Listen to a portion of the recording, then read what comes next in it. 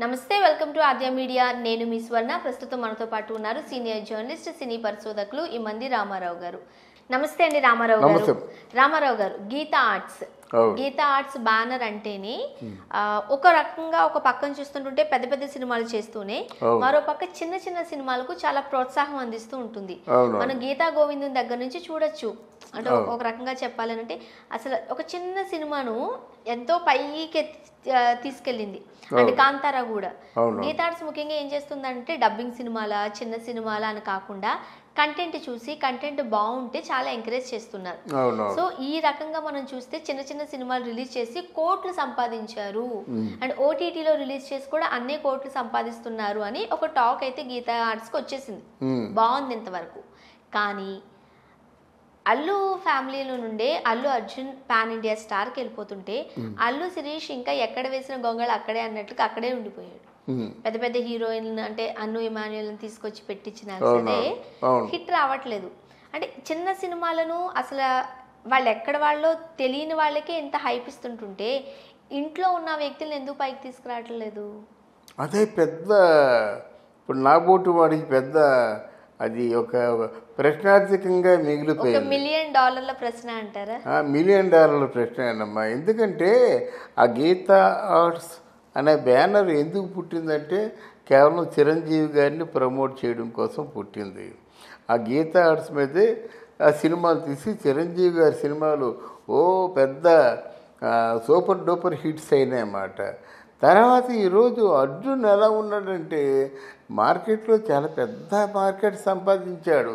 ఆ పుష్ప సినిమాతోని ఎంత మార్కెట్ సంపాదించారన్నమాట. అంటే అంత మార్కెట్ సంపాదించినప్పుడు మళ్ళీ శిరీష్ లాంటి వాడితో సినిమా తీసి ఎందుకు సక్సెస్ చేయలేడు అనేటువంటి అనుమానం కలుగుతుంది. మరి సిరీస్కి ఇంట్రెస్ట్ లేదా అంటే చచ్చేంత ఇంట్రెస్ట్ ఉంది, చాలా ఎక్కువ ఇంట్రెస్ట్ ఉంది. అబ్బాయి కూడా చాలా హార్డ్ వర్క్ చేస్తారు, ఇంట్రెస్ట్ ఉంది. కొత్త జంట సినిమాల్లో చూసా.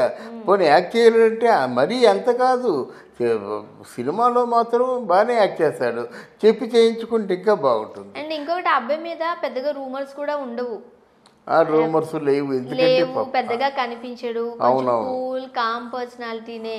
అంటే జనరల్గా కొంతమంది మీద వస్తూ ఉంటాయి మాటలు, బట్ అల్లు శిరీష్ మీద అలాంటి మాటలు అంటే ఈ మీద కూడా అను ఇమాన్యుయల్ డేటింగ్ లో ఉన్నారన్న న్యూస్ వచ్చింది. డేటింగ్ అంటే చిన్న విషయం కాదు కదా.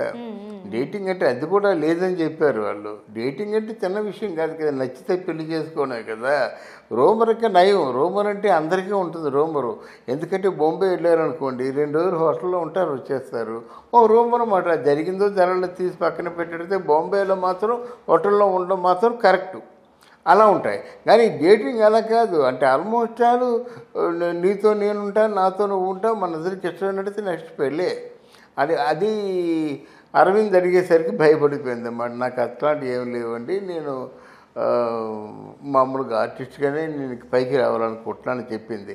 ఇక్కడ నా ఉద్దేశం ఏంటంటే అరవింద్ గారు శిరీష్ మీద ఎందుకు మనసు పెట్టడం లేదు? అరవింద్ గారు తలుచుకుంటే శిరీష్ హీరో అవ్వలేడా? అరవింద్ గారు తలుచుకోకుండానే మన అల్లు అర్జున్ అంత పెద్ద హీరో అయ్యాడా? అరవింద్ గారు తలుచుకోకుండానే రామ్ చరణ్తో మగధీర సినిమా తీశారా? ఇవన్నీ నాకు ప్రశ్నలు. ఈ ప్రశ్నలకు నాకు సమాధానాలు దొరకటం లేదు. కానీ ఆలోచిస్తుంటే శిరీష్ అలాగున్నాడే, శిరీష్ని మంచి హీరోని చేయొచ్చే. ఎందుకంటే ఆయన డెడికేషన్ ఉంది, అంకితభావం ఉంది, పని చేస్తాడు. మరి ఎందుకు చేయటం లేదు అన్నది నాకు నువ్వు చెప్పినట్టుగా $1000 ప్రశ్నే. ముఖ్యంగా శిరీష్ మంచి ఆర్టిస్టే అబ్బాయి.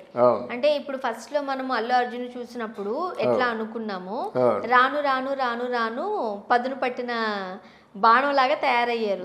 శిరీష్ కూడా అట్లాంటి మంచి ప్రాజెక్ట్స్ తీసుకుని మంచి కథలు ఎంచుకుని అబ్బాయిని కూడా దారిలో పెట్టచ్చు కదా, గాడిలో పెట్టచ్చు. అవునమ్మా, నువ్వు చెప్పినట్టుగా అల్లు అర్జున్ చూసినప్పుడు మొట్టమొదటిసారిగా అల్లు అర్జున్ కంటే శిరీష్ అందంగా ఉంటాడు.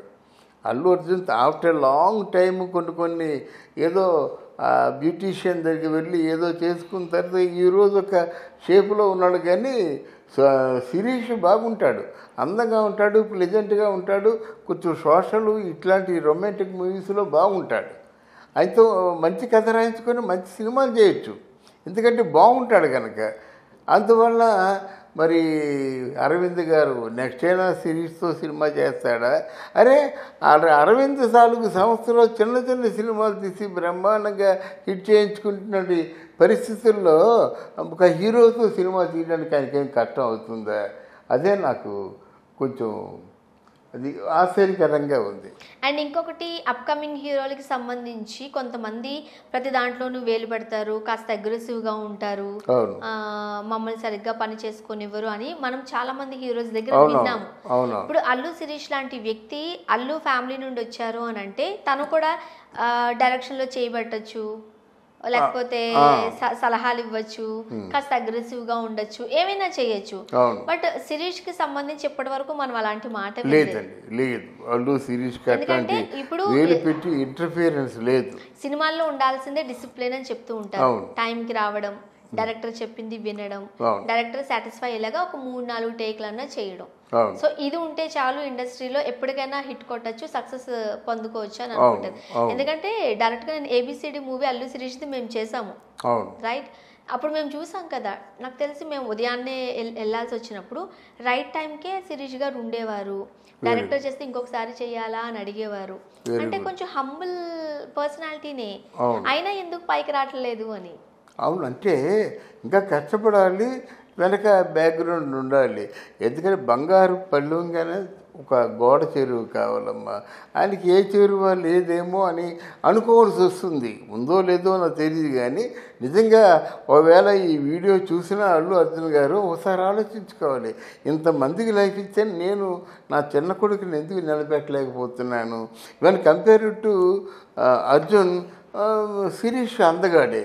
కానీ చెయ్యాలనుకుంటే ఏదో మంచి కథ రాయించుకొని ఆయన ఒక హీరోని చేయొచ్చు.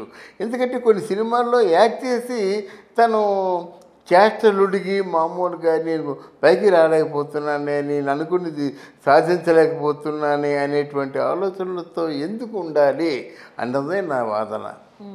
ముఖ్యంగా పోనీ వాళ్ళ బ్యానర్లో కాకపోయినా వేరే వాళ్ళ బ్యానర్లోనన్నా, లేకపోతే కథలు అల్లు అరవింద్ గారికి కథను చూసి కథ విని అది ఎంతవరకు హిట్ అవుతుందో చెప్తారట. అందువల్లే కదా మరి చెప్పండి, చిన్న చిన్న సినిమాలు మేము ఫేమస్, కాంతార, ఇవన్నీ కథ చూసే కదా ఆయన తీశారు. అంటే ఆయనకి తెలుసు జడ్జిమెంట్. కొడుకు విషయంలో ఎందుకు ఫెయిల్ అవుతున్నారు? మరి అదే ఆయన మనసులో ఏముందో ఏమిటో అది తెలుసుకోవాల్సిన అవసరం ఉంది. అండ్ ఇటు చిరంజీవి గారు కూడా ఏదో హెల్ప్ చేస్తున్నట్టుగా మనకు కనిపించట్లేదుగా. చిరంజీవి గారు ఇప్పుడు స్వార్థం వాళ్ళే పాపం శిరీష్ని పక్కన పెట్టేసారేమో అనిపిస్తుంది. శిరీష్ అని కాదు, కానీ మరి అక్కడ సాయి ధర్మ తేజను వైష్ణవ్ తేజ్ ఎలా వచ్చారు కదా? మరి అక్కడ మరి వరుణ్ తేజ్ ఎలాగ వచ్చాడు? మరి వరుణ్ తేజ్ వరుణ్ తేజ్ని ఎవరు పైకి తీసుకొచ్చారు? ఎవరు లేరు కదా.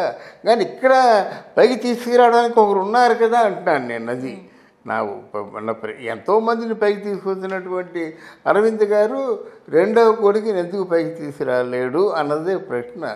ఈ ప్రశ్నకి తొందరలో జవాబు వస్తుందేమో చూద్దాం. Thank you so much. Thank you.